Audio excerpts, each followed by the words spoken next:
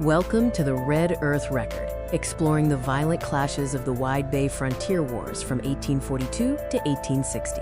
We will reclaim the history of Aboriginal resistance, colonial atrocities, and the white ghosts caught in the crossfire.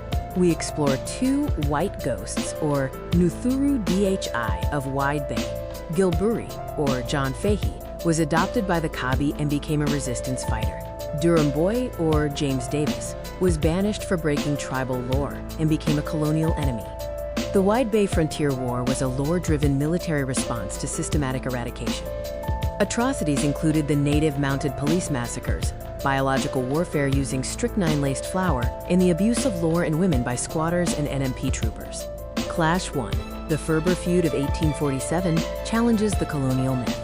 The historical truth reveals George Ferber as a brutal invader who provoked Kabi warriors. The retribution saw Kabi warriors Parika and Dunroburi strike Ferber to drive him off their sacred river. Ferber survived the 1847 attack but refused to leave. His atrocities escalated, culminating in the murder of a Kabi woman.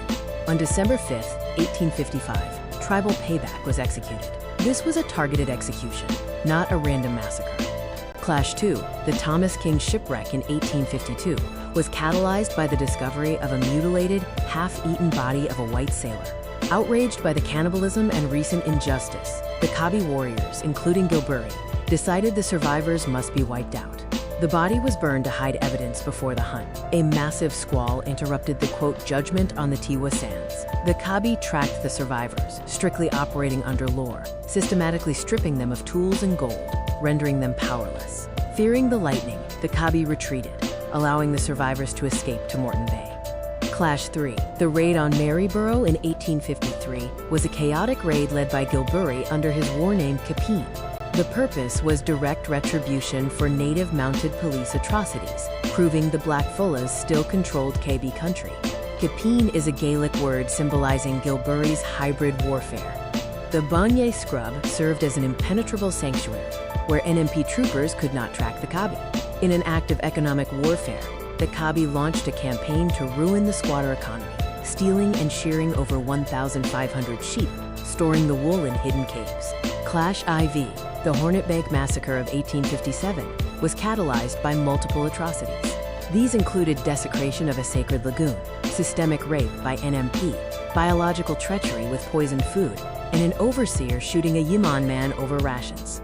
Up to 1,000 warriors gathered to plan a coordinated war.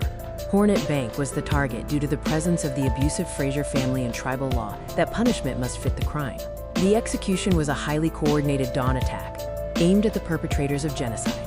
The Wide Bay Frontier War led to devastating losses for the Kabi and Yiman. While colonial newspapers portrayed the clashes as random crimes, the Red Earth Record proves they were organized, lore-based military defenses. It was a desperate war for survival and sovereignty.